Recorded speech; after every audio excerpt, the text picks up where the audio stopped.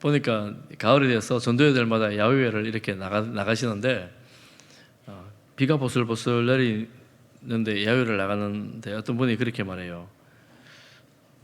아이고 가을인데 비가 오면 어떡하노? 투덜하면서 이렇게 말을 합니다. 어떤 분이 이렇게 말해요. 아이고 비가 오니까 운치도 좋네, 즐겁다, 뭐 이렇게 나가요. 둘 다 맞는 말이잖아요. 둘 다 맞는 말인데 비 오는 거 보고 가을에 비 오면 안 되잖아요. 추수를 해야 되는데 뭐 그래도 어떡하겠습니까? 우리가 그 비 오는 환경도 즐거운 마음으로 지날 수 있기를 축복합니다. 선택하는 거예요. 기쁨과 감사를 선택하며 살아갈 수 있기를 바랍니다. 그리고 여러분 가을이 즐거웠으면 좋겠습니다. 추수도 즐겁고 또 여러분 가을이 감사가 가득했으면 좋겠습니다. 추수도 감사하고 여러분 주변의 모든 삶들이 감사와 기쁨이 있기를 바랍니다. 마지막으로 한번 인사하겠습니다. 삶에 기쁨이 가득하기를 바랍니다.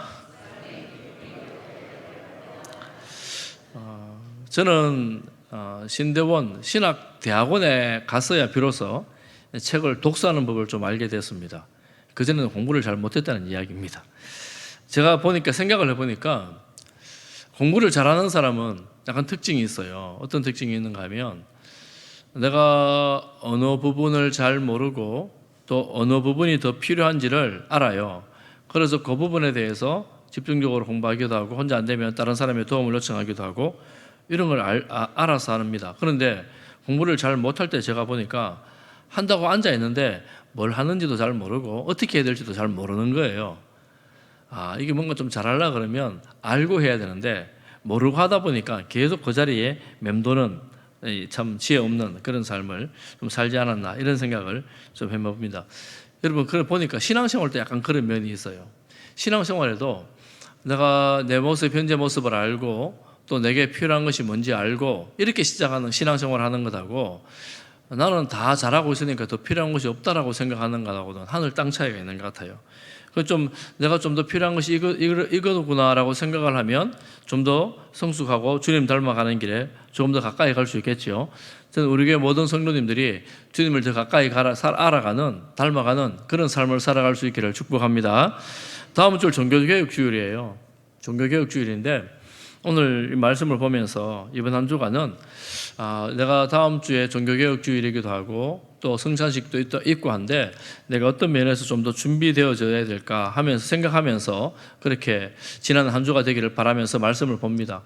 그러니 여러분 말씀을 마칠 때쯤에는 내가 성찬식에 다음 주에 참여하기 전에 이런 부분을 내가 기도하면서 좀 더 준비해야 되겠다 이런 마음으로 말씀을 들으면 좋겠습니다. 이스라엘 역사 가운데에 완전히 쫄딱 망한 역사가 있습니다.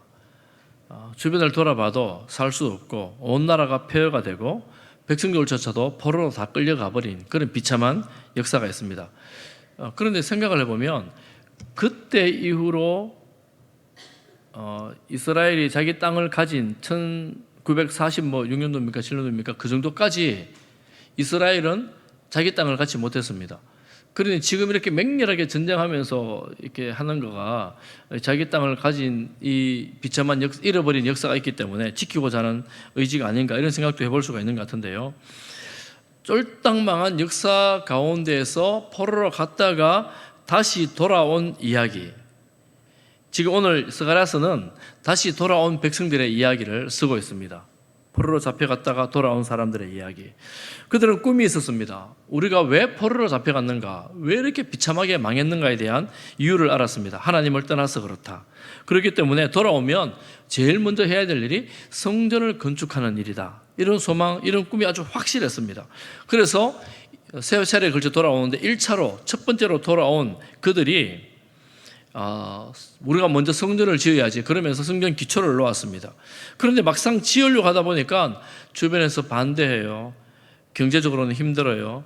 그래서 먹고 살 때도 별로 없고 이러니까 잠시 쉬자, 우리 집부터 먼저 짓자 이러고 우리 집을 짓고 뭐 이렇게 살다 보니까 분주하게 살다 보니까 기초만 놓고 성전을 짓지 못한 것이 15년, 16년을 지나가고 있었습니다. 그때 학개 선지자 그리고 스가랴 선지자 이 두 사람이 동시대 사역자인데 나타나서 이제 성전을 지어야 한다 이런 이제 가르침을 했던 것이 스가랴 말씀입니다. 학개 선지자도 비슷한 주요 내용입니다. 참고로 우리가 교회 다니면서 요즘에 좀 알았으면 좋겠다 싶은 내용이 한 가지가 있는데, 그것은 뭐냐면 구약에 선지자들이 많이 등장하는데 이 선지자들을 시대별로 세 부류로 나눕니다. 포로기 주전 586년, 이것도 좀 알아두면 좋습니다. 예루살렘이 완전히 멸망한 것이 주전 586년인데 성전이 폐허가 되고 성전조차 다 무너진 586년을 기준으로 해서 포로 전 선지자, 포로 전 선지자는 많습니다. 이사야가 대표적이라 할 수 있습니다. 이사야 선지자를 대표해서 포로 전 선지자, 그리고 포로 중 선지자, 포로로 끌려갔을 때에 그곳에서 사역을 한 선지자가 있습니다. 대표적으로 다니엘과 에스겔이 있습니다. 두 사람이 대표이고, 세 번째로는 포로 후 선지자, 포로에 갔다가 돌아오고 난 다음에 이제 사역을 했던 선지자가 학개, 스가랴, 말라기, 이 세 사람입니다. 구약 성경 맨 마지막에 있는 세 사람. 기억 굳이 안 해도 좋지만 하면 더 좋겠죠. 성경에 대한 기본적인 내용들입니다. 그런데 지금 우리가 보는 이 스가랴 선지자는 포로 후 선지자, 돌아온 선지자로 사역을 했습니다. 그 시대가 어땠나? 여러분 1절을 보십시오. 스가랴서 1장 1절. 다리오 왕 제2년 8째 달에 여호와의 말씀이 선지자에게 임했습니다. 성경에는 왜 이스라엘의 사건을 쓰고 있는데 다리우스라고 페르시아 왕입니다. 왜 페르시아 왕조의 연호를 사용하여 썼을까? 왜 그랬을까요? 그 당시에 사실은 이스라엘 왕조가 없었습니다. 왕이 없었습니다. 포로를 갔다 와서 왕이 세워지질 않았어요. 그래서 이스라엘 왕조를 쓸 수가 없었습니다. 그리고 또 한 가지는 후일에 보니까 이렇게 된 거예요. 다리우스, 세계사에는 다리우스라는 왕인데, 다리우스 왕은 페르시아의 왕이죠. 전 세계를 통치했던 사람입니다. 이 고대 문서가 여러 문서가 있어요. 다리오 왕에 대한 현재 그 당시 실존 인물이었다, 실제 역사였다라는 것을 기록을 합니다. 그런데 이 말씀은 다리오 왕의 연호를 쓰므로 다리오 왕이 실제했던 것처럼 그 시대에 다리오 왕 2년에 실제로 있었던 일이구나, 역사적 사실이구나, 성경 이야기가 꾸미는 이야기가 아니구나 하는 것을 증명해 보여주는 이야기가 된 거예요. 그리고 이 말씀은, 성경의 역사는 꾸미는 이야기가 아닙니다. 소설이 아닙니다. 역사적 사실입니다. 그것을 뭘로 통해 증거해요? 성경뿐만 아니라 당시에 있었던 다른 고대 문서를 통해서도 증거를 해주고 있는 거예요. 조금 더 살펴보면 이 역사적 사실, 여러분 성경보다 그 당시 역사적 기록들을 보면 연대들이 다 추정대가 나올 수 있거든요. 연대를 추정해 보니까 어떤 연대가 나오냐면, 조금 전에 말씀드린 것처럼 예루살렘의 멸망이 주전 586년이고, 또 예루살렘을 멸망시킨 바벨로니아라고 나오죠. 바벨론이 멸망한 것은 페르시아 제국에 의해서 멸망합니다. 성경에는 고레스 왕이라고 나오는데 세계 역사에서는 키루스라고 나오죠. 이 고레스 왕에 의해서 멸망한 건 아니고, 고레스 왕이 페르시아 제국인데 이렇게 해서 멸망한 것이 주전 539년, 그 1차로 귀환한 이스라엘 백성들이 주전 538년, 그 당시 스룹바벨 총독, 여호수아 대제사장 이런 정도로 해서 돌아왔습니다. 그리고 536년에 돌아오자마자 2년 만에 성전 재건을 시작을 합니다. 성전 재건 시작했지만 성전을 짓지 못하죠. 멈추었습니다. 그렇게 있다가 516년에, 지금 이 사건은 스가랴 학개 선지자는 520년의 이야기인데 516년에 성전을 완성합니다. 제2성전이라고 말하기도 하고 스룹바벨 성전이라고 말합니다. 아이고, 주일 아침 이 시간에 지금 뭐라고 있노? 학교도 아니고, 약간 이렇게 생각하시는 분들 계실 텐데 다 했습니다. 제가 이 말씀을 왜 드리냐면, 연도가 그리 중요하나? 역사적 사실이라는 걸 제가 말씀을 드리는 것이고, 세계사에서도 보는 거라는 걸 말씀을 드리는 것이고, 또 한 가지는 예레미야 선지자가 말합니다. 25장 11절에 보면 이 모든 땅이 폐허가 되어 놀랄 일이 될 것이며, 이 민족들은 몇 년 동안? 70년 동안 바벨론 왕을 섬길 것이다, 이렇게 말하죠. 12절에서 또 말합니다. 여호와의 말씀이니라, 몇 년? 70년이 끝나면 내가 바벨론 왕과 그 나라의 갈대아인들을 땅에서 죄악으로 말미암아 벌하겠다, 이렇게 말합니다. 70년이에요. 그래 예레미야 선지자는 언제 선지자냐면 주전 586년에 예루살렘이 멸망할 때 멸망하는 예루살렘을 목격했던 선지자예요. 그래서 애가를 불렀습니다. 에레미야 애가가 있죠. 불타고 무너지는 성을 보면서 이 노래를 불렀습니다. 애가를 불렀습니다. 이 70년이라고 하는데 이 70년이 어떻게 나온 70년이냐 하는 거예요. 성경에 70년이라고 하는데 어떻게 70년이냐. 포로로 끌려가는 게 3번입니다. 바벨론이 3번 공격해서 3번 포로를 끌려가요. 그리고 귀환하는 게 3번입니다. 3번에 지금 이 이야기는 첫 번째 귀환한 사람들의 이야기예요. 귀환이 3번입니다. 그러면 70년은 어떻게 된 거냐? 가만 보니까 성전이 파괴된 것이 586년, 성전이 완공된 것이 주전 516년, 70년이에요. 성전이 파괴되고 세워진 재건이 완공된 것을 보니까 꼭 70년인 거예요. 그래 에레미야 선지자의 이 말이 70년이 성전 중심으로 확정이 된 거예요. 확인이 되는 거예요. 성경이 역사적 사실로서. 그래 여러분 성경은 믿을 만한 하나님의 말씀입니다. 믿을 수 있는 하나님의 말씀입니다. 기억하시기를 바랍니다. 옛날 이야기만 하는 게 아니에요. 옛날 이야기지만 없었던 사실이 아니라 역사적으로 일어난 사실을 기록해 놓은 것이라고 확신할 수가 있습니다. 이렇게 일어난 거예요. 그러니까 이 말씀은 주전 520년에 성전이 완공되기 4년 전에 선지자들이 나타나서 성전을 지어야 된다라고 말하는 그런 내용입니다. 성전을 지어야 된다. 그런데 이 시대 상황이 얼마나 힘들었냐 하면 여러분 학개서 1장 6절 스가랴서 한 장만 앞에 넘기면 1장 6절 학개 선지자 이야기가 나오는데 한번 볼까요? 우리 성경 한번 앞에 나오네요. 같이 읽어보겠습니다. 시작. 너희가 많이 뿌릴지라도 수확이 적으며 먹을지라도 배부르지 못하며 마실지라도 흡족하지 못하며 입어도 따뜻하지 못하며 일꾼이 삭슬 받아도 그것을 구멍 뚫어진 전대에 넣음이 되느니라. 학개 선지자가 나이 많은 선지자예요. 옛날 성전을 본 선지자인데 돌아와서 성전을 지어야 되는데 짓지 못하고 멈춰져 있잖아요. 16년 동안 멈춰져 있는데 보니까 이 이스라엘 백성이 사는데 열심히 일함에도 불구하고 수확이 없어요. 많이 먹는데도 배부르지도 않고 물을 마셔도 시원하지가 않는 거예요. 일꾼이 삭슬 받아도 남는 게 하나도 없는 거예요. 이만큼 피폐하고 비참한 삶을 살고 있는 그들에게. 그러니까 그 당시 사람들이 성전을 지을 만한 마음의 여유, 현실에 여력이 없는 거예요. 포기하고 있는 거죠. 낙심하고 있는 거죠. 그들에게 선지자가 나타나서 성전을 지어야 한다 이렇게 말한 것입니다. 학개 선지자와 스가랴 선지자가 젊은 스가랴 선지자, 나이만 학개 선지자가 함께 일어나서 성전을 지어야 된다, 회복이 되어야 된다 이 말씀을 하고 있는 것입니다. 그러니까 스가랴 선지자의 1차적 목표는 뭐냐면 성전을 재건하는 것입니다. 성전을 재건하는 것. 그런데 오늘 1장 말씀에는 우리가 읽었던 본문의 말씀 시작은 성전에 대한 이야기가 전혀 없습니다. 전혀 없습니다. 그러니까 스가랴 선지자의 첫 번째 사역은 사실은 제일 중요한 것이 성전 재건에 대한 사역인데 첫 번째로 성전 재건 전에 반드시 해야 될 일이 있다. 이것을 말씀하고 있는 거예요.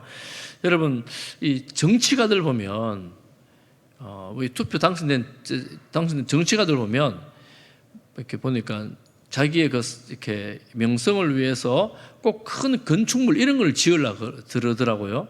그래 어디 도시에 가면 큰 건축물, 고대 왕들도 마찬가지입니다. 그래서 무덤도 엄청 크고 신전도 크고 꼭 그 당시 누가 어떤 왕이 지었다, 어떤 정치가가 했다, 이런 거를 남기려는 그런 욕망이 있는 것 같습니다. 그러면 이 성전 건축도 그런 것이냐? 사실은 성전 건축은 그런 것하고 차원이 다른 하나님의 임재와 관련된 것입니다. 하나님께서 우리를 다스리신다는 것을 보여주는 그런 상징입니다. 예루살렘 성전은 그런 거예요. 그런 것이기 때문에 눈에 보이는 큰 일, 이 사역, 하나님 앞에서 대단한 명성을 내려고 하는 것이 아니라 이 성전을 건축하기 위해서는 너희들의 삶에 있어서 더 중요한 것이 한 가지가 있다라는 것을 강조하면서 말씀하는 거예요. 그래서 제가 다시 말씀을 드리면서 말씀드리는 것은 종교개혁 주일을 앞두고 우리가 오늘 일주일 동안 이 말씀을 좀 생각하고 묵상하자고 준비하자고 말씀을 전하는 거예요. 먼저 조상들에게 하시는 말씀입니다. 2절 말씀입니다. 2절 말씀. 여호와가 너희의 조상들에게 심히 진노하였느니라 이렇게 말씀합니다. 심히 진노하였느니라. 이 백성들이 알고 있었어요. 무엇을요? 우리 조상들이 하나님을 섬기지 않고 하나님 말씀 듣지 않아가지고 포로로 끌려갔고 우리 이 땅이 이렇게 황폐하고 망하게 되었다. 알고 있었습니다. 그리고 우리가 지금 돌아온 백성들이니까요. 돌아왔습니다. 이 선지자의 말은 이 백성들에게 어떻게 들렸겠습니까? 바벨론에서 포로로 돌아와 보니까, 페르시아에서 포로로 돌아와 보니까 너무 황폐한 땅에 돌아온 기쁨은 잠시고 성전을 건축할 여력도 없고 그저 먹고 살기에 급급한 우리들에게 하나님이 너희 조상들에게 진노했다. 이 말이 그들에게 어떻게 들렸을까요? 하나님, 지금 우리도 힘들어요. 우리도 가난해요.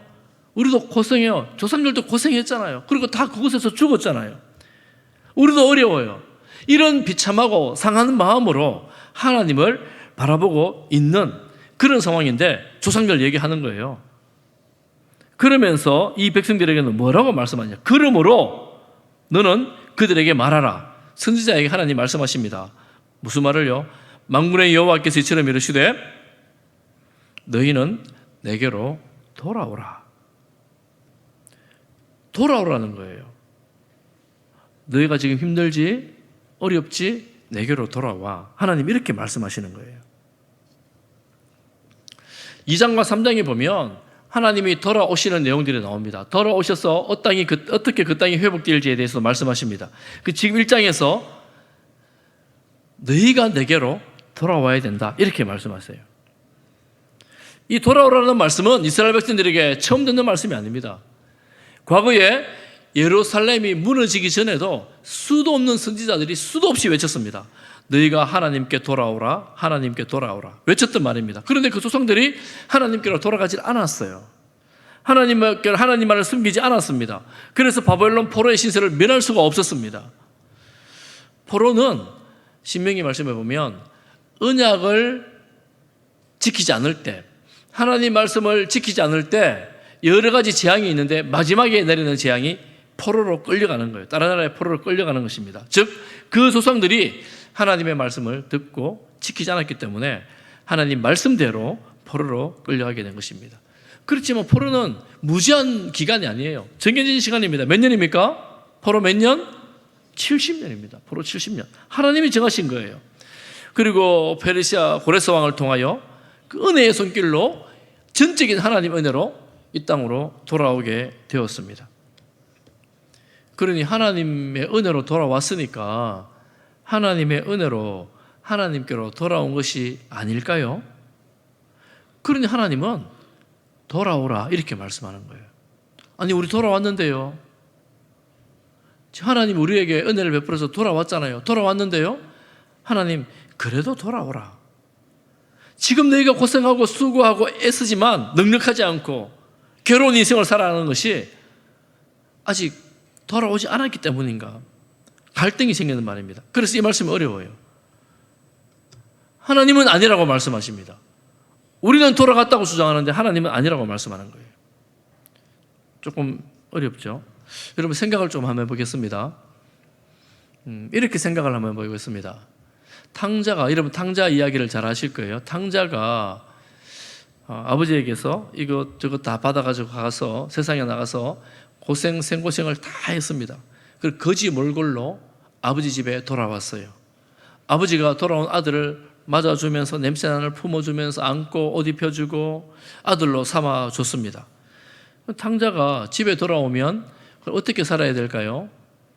아버지 말씀도 잘 듣고 아버지와 함께 즐겁게 살아야 되는데 옛날 습관이 나와가지고 놀고 먹고 마시고 방탕하고 전에 또 버릇이 또 나왔어요. 아버지 돈을 좀 주시면 제가 이번에 나가서 성공을 해가지고 보란 듯이 돌아오겠습니다. 돈 좀 주세요 아버지. 막 이러면 여러분 어떻게 되겠습니까?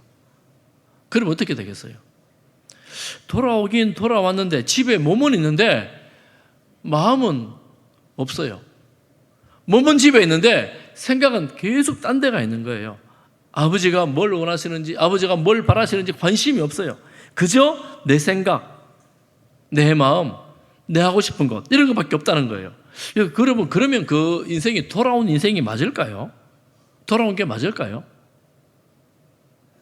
탕자 입장에서는 돌아오긴 돌아왔는데 하여튼 뭐 그래요. 이스라엘 백성들이 고달팠습니다. 힘들었습니다. 하나님은 그들에게 말합니다. 너희가 내게로 돌아오라. 3절 하반절 말씀에 그리하면 내가 너희에게로 돌아가리라. 하나님이 지금 우리 가운데 아직 돌아오지 않으신 거구나. 우리는 포로에서 돌아왔는데 하나님이 아직 돌아오지 않으신 거구나. 우리가 돌아가면 하나님께서 내가 너희에게 돌아가겠다 이렇게 말씀합니다. 그러면 이거 돌아간다는 게 도대체 무슨 말인가? 어떻게 돌아오는 말인가? 어떻게? 여러분 4절을 다 같이 한번 읽어보겠습니다. 4절을 보면 어떻게 돌아가야 될지에 대한 힌트를 얻을 수가 있습니다. 4절 같이 보겠습니다. 시작. 너희 조상들을 본받지 말라. 만군의 여호와께서 이같이 말씀하시기를 너희가 악한 길 악한 행위를 떠나서 돌아오라 하셨다 하나 그들이 듣지 아니하고 내게 귀를 기울이지 아니하였느니라. 여호와의 말이니라. 조상들을 본받지 말래요. 조상들을 본받지 말래요. 백성들은 알지요. 조상들이 하나님 말씀 듣지 않아서 우리가 이런 고생을 하고 있는 것 알고 있어요. 그럼 본받지 말라. 알고 있어요. 이렇게 말할 수 있겠죠. 그런데 구체적으로 말합니다. 어떻게 해요? 악한 길, 악한 행위를 떠나서 돌아오라. 이렇게 말씀하시는 거죠. 조상들은 어떻게 했는가? 선지서를 쭉 살펴보면 조상들이 제사를 드리지 않은 적은 거의 없습니다. 때로는 성대한 제사를 드렸습니다. 풍성한 악기와 넉넉함으로 제물을 가지고 제사를 드렸습니다. 그런데 하나님께서 그 제사를 받지 않겠다 이렇게 말씀을 하십니다. 제사도 드렸는데 포로로 끌려가게 된 거예요. 결국에는. 그러면 문제가 무엇이냐? 어떻게 돌아오란 말이냐? 악한 길, 악한 행위에서 떠나가라. 악한 길, 악한 행위를 행하면서 제사도 드리는 거예요. 악한 길에서 떠나가라. 이런 조상을 본받지 말라 이렇게 말씀하십니다. 그리고 내 말에 귀를 기울이고 내 말을 듣고 순종하라 이렇게 말씀하십니다. 즉 회개라고 말할 수 있겠죠. 회개. 몸이 이곳 예루살렘에 왔다고 그리고 성전에 기초를 놓았다고 하나님께로 완전히 돌아온 것이 아니다. 너희 삶에서 악한 것에서 떠나가야 된다 이렇게 말씀하십니다.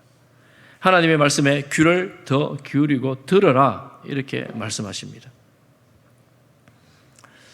저는 이 말씀 묵상하면서 참 마음 아픈 말이에요. 너희 조상들을 본받지 말라. 마음 아픈 말이죠.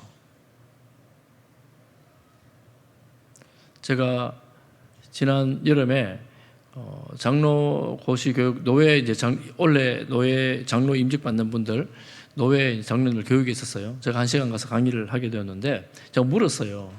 제일 존경하고 본받고 싶은 사람이 여러분 교회에 장로님 있으면 어떤 분이냐 이렇게 물었습니다. 그러니까 어떤 한 분이 그래요. 저는 우리 아버지 장로님처럼 되는 것이 목표입니다. 제일 존경하는 장로님이 아버지 장로님이래요. 그분이. 너무 영광스럽고 너무 영광스러운 집 아닙니까? 얼마나 귀한 집 아닙니까? 우리 아버지가 장로님으로 오랫동안 사시는데 그런 장로님 되고 싶어요. 여러분 우리 교회에 우리 다음 세대 아이들 젊은 아이들이 신앙생활 어떻게 하면 됩니까? 물을 때에 저 장로님처럼 하면 돼, 저 권사님처럼 하면 돼, 저 집사님처럼 신앙생활 하면 돼 라고 말할 수 있는 분들이 많이 일어나기를 소망합니다. 우리 어르신들 많으시잖아요. 아멘 크게 하셔야 돼요. 우리 어르신들 많으시잖아요. 나도 우리 아이들이 우리 교회 다음 세대가 나를 보면서 장로님 본받고 싶어요, 권사님 본받고 싶어요, 이런 말을 들을 수 있는 장로님, 권사님, 집사님 되기를 축복합니다. 우리 다 어쩔 수 없어요. 다음 세대는 어른들의 어깨를 넘어 보고 자란다잖아요. 그러니 우리는 그럴 수밖에 없습니다. 그런데 이스라엘 백성들은 그렇지 못했습니다. 이스라엘 백성들은 다음 세대가 윗세대를 보면서 선지자로부터 조상들을 본받지 말라 이런 이야기를 들어야 했습니다. 제가 아이를 키우다 보니까 이게 참 속상할 때가 있어요. 어떤 때 속상하느냐 하면 네 방 청소는 네가 해라 그러고, 그리고 빨리빨리 다녀라 그러고, 또 핸드폰 너무 많이 하지 말고 일찍 자라 그러면 말할 때마다 예, 네가 해라, 예, 일찍 다녀라, 예. 말만 잘해요, 말만. 그때 속상하죠. 어르신 여러분 속상하죠. 돌아가 보면 늘 그 자리예요. 늘 그 자리에 돌아서면. 그래서 이거 몇 번 반복하다가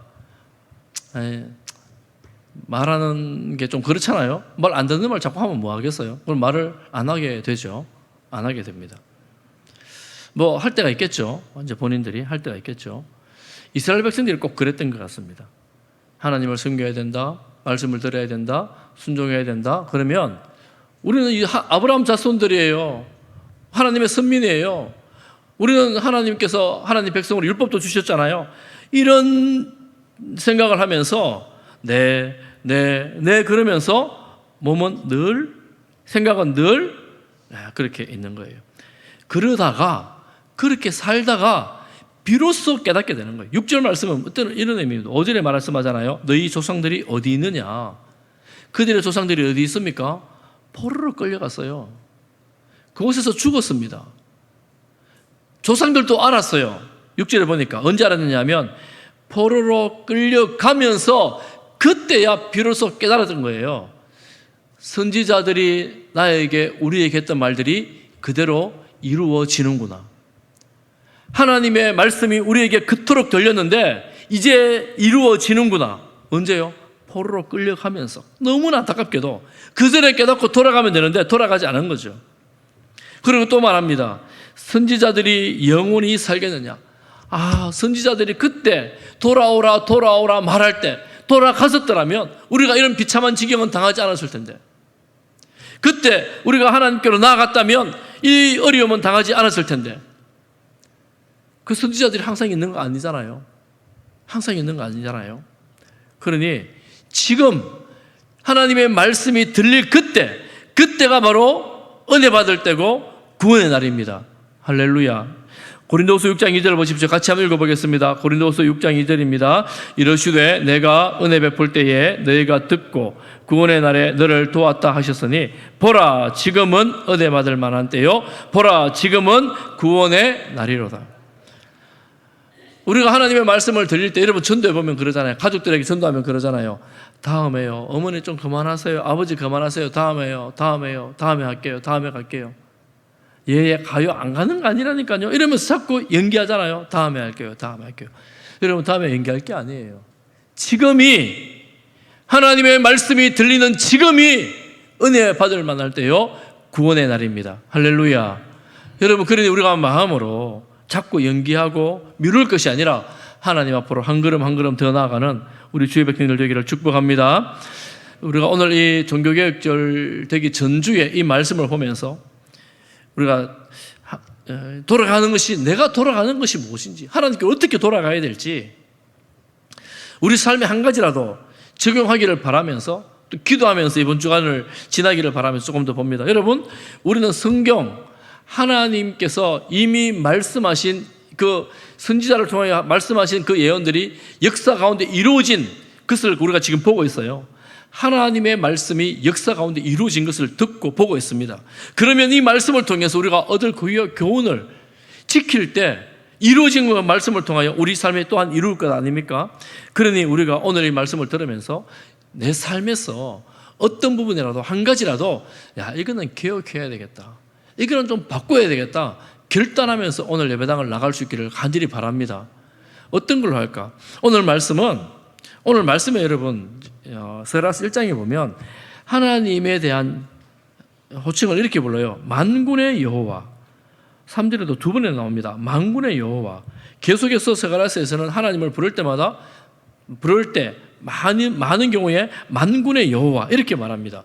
만군이라는 말은 문자적으로 말하면 군대에, 이스라엘의 군대, 그걸 만군이니까 세상의 군대, 더 상징적으로 크게 보면 온 우주 영적인 군대까지 모든 군대의 하나님이라는 뜻입니다. 그러면 이 말은 상징은 무엇을 상징하는 것입니까? 온 세상을 통치하고 다스리시는 하나님이라는 의미예요. 그 만군의 여호와 앞으로 돌아 나오라. 그 하나님을 인정하고 신뢰하고 그 하나님 앞에 나오라라는 것입니다. 어떻게 해야 되겠습니까? 한마디로 말하면 회개를 말합니다. 회개. 하나님을 하나님으로 인정하지 않고 창조주로 인정하지 않고 내가 내 인생의 주인인 양 살아갔던 것들을 돌이켜 하나님 앞으로 나오라. 예배의 자리에 나오라. 하나님을 섬기는 예배자가 되라. 예수 그리스도가 인생의 소망임을 믿고 인정하라. 그리고 또 한 가지 중요한 것은 지금 내 삶에서 여전히 남아있는 악행이 있다면, 게으른 습관이 있다면 버리고 떠나라. 이렇게 말씀하시는 것입니다. 우리가 하나님을 바라보면서 하나님이 나의 왕이시고 나의 아버지시고 천지의 주관자시기 때문에 그 하나님께 내 마음과 생각과 뜻을, 나의 전 인격을 드리는 예배자로 살아갈 뿐만 아니라 일상에서 하나님이 기뻐하시는 그 일을 행함으로 말미암아 악한 것들을 끊어내는, 결단하는 그런 성도로 살아가는 것입니다. 사랑하는 성도 여러분, 다음 주에 종교개혁 주일이에요. 종교개혁은 수십 년의 역사를 통해서 예수 그리스도가 구주라는 사실, 믿음으로 구원한다는 사실 때문에 수많은 사람들이 목숨을 잃었습니다. 이 신앙을 지키기 위해서 목숨을 잃었습니다. 목숨을 잃어가는 그 자리에 자신의 것을 다 내려놓고 버리면서까지도 이 믿음을, 이 신앙을 지켜냈습니다. 그건 우리가 참 우리나라 좋은 나라잖아요. 이것 때문에 목숨 잃고 이런 건 하나도 없잖아요. 그러니 여러분, 우리 삶에 있어서 이번 주간 지나면서 그래, 내가 이번 주간에는 다음 주의 성찬식에 참여할 때는 이 나쁜 습관 하나는 끊어내야 되겠다. 이건 부정적입니다. 끊어내야 되겠다. 긍정적으로는 끊어내려면 어떻게 해야 돼요? 알아야지요. 하나님 말씀 알아야지요. 말씀을 더 묵상하고 말씀을 더 읽고 그리고 말씀을 내가 더 가까이 해야 되겠다. 더 가까이 해야 되겠다. 이번 한 주간 실천하면서 순종하기를 결단하면서 이번 한 주간을 지날 수 있기를 간절히 바랍니다. 내가 좋아하는 것, 내게 즐거운 것만 아니라 내가 별로 즐겁지 않고 내가 별로 좋아하지 않아도 하나님께서 기뻐하시는 일이라면 하나님 이번 주간 순종하면서 성찬식을 준비하겠습니다. 이 믿음으로 이번 한 주간을 지날 수 있기를 바랍니다. 그리고 여러분 이번 주간을 지나면서 이 할 내용들을 여러분 오늘 소그룹을 통해서 함께 나누십시오. 함께 나눌 때에 더 은혜가 되고 함께 나눌 때에 더 힘이 돼서 함께 이 일을 실천할 수 있게 될 것입니다. 여러분, 우리가 하나님의 자녀들, 하나님의 백성들입니다. 이 사실을 꼭 기억하십시오. 나는 하나님의 백성이다. 하나님의 자녀다. 하나님 버리지 않습니다. 하나님 반드시 이끌어 가십니다. 이끌어 가실 때에 어떤 방법을 사용하실까요? 이런저런 여러 가지 도구들을 사용하시고 환경들을 사용하셔서 하나님 기뻐하시는 삶으로 이끌어 가실 것입니다. 여러분, 어리든지 연세가 많으시든지 누구든지 하나님 버리지 않고 이끌어 가십니다. 이끌어 가실 때에 주님 기뻐하시는 그 일들로 나아갈 수 있기를 간절히 바랍니다. 다음에요 하지 마시고 지금 하겠습니다, 이런 마음으로 이번 한 주간 결단하고 주님 앞으로 나가는 모든 성도들 되시기를 주님의 이름으로 축복합니다.